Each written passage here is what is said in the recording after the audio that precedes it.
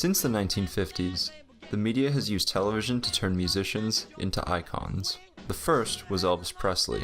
His rise to fame occurred at a time when self-expression was demonized by journalists, and by Hollywood movies, such as Rebel Without a Cause. What is it? Trouble?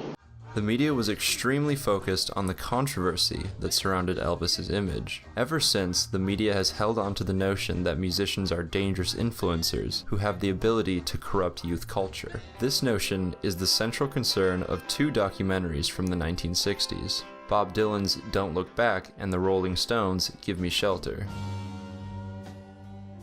Don't Look Back follows Bob Dylan on his tour of England in 1965, but almost all of the offstage scenes are concerned with his relationship with journalists and the media.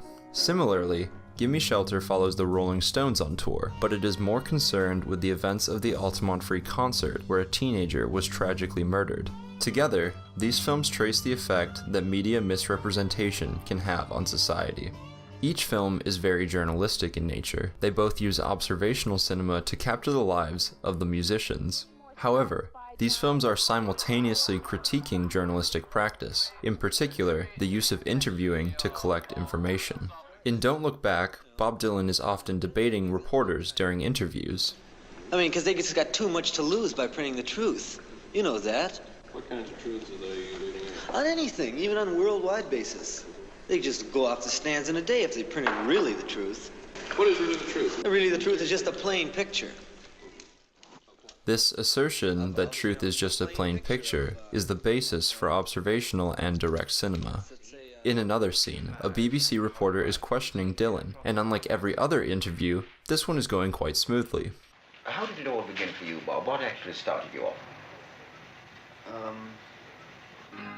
From the poverty shack, But before he can answer, the film abruptly cuts to footage of a much younger Dylan performing for black farmers. This image becomes symbolic of his upbringing, civil rights concern, and African-American influenced music. Thus, the plain picture tells us more than any interview could. In other scenes, the film will simply show the opposite of what Dylan tells reporters. Well, this is a part where I don't write. I'm not gonna, anything that happens now, I'll just remember. The film demonstrates that interviews are no good because truth is subjective and it can be easily manipulated. In Give Me Shelter, the film makes a similar argument by showing the band and filmmakers as they recreate the events at Altamont on an editing machine. They listen to news reports of the event. I think we've got one of the Hells Angels on the line. I ain't no cop. I ain't never gonna ever pretend to be a cop. And this Mick Jagger, put it all on the Angels, man. He used us. The media blames the band for the violence at Altamont, despite other concerts happening without issue. This is because the Rolling Stones were a prime target for the media.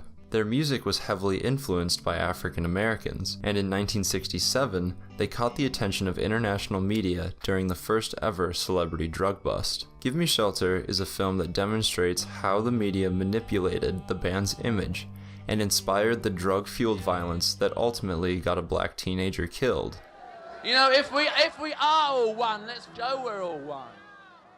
Their preaching for love and peace is ignored by the media, who instead feast on the controversy in order to preserve the dangerous rock star image. These two films certainly have biased perspectives, because they are also functioning like journalistic reporting. The American press is responsible for critiquing and challenging our government. This is the idea of an inquiring and critical press. Documentaries do the same type of work, but what makes these two films so fascinating is that they are giving the media a taste of their own medicine by criticizing them. Without these two films, would our perception of pop icons be different?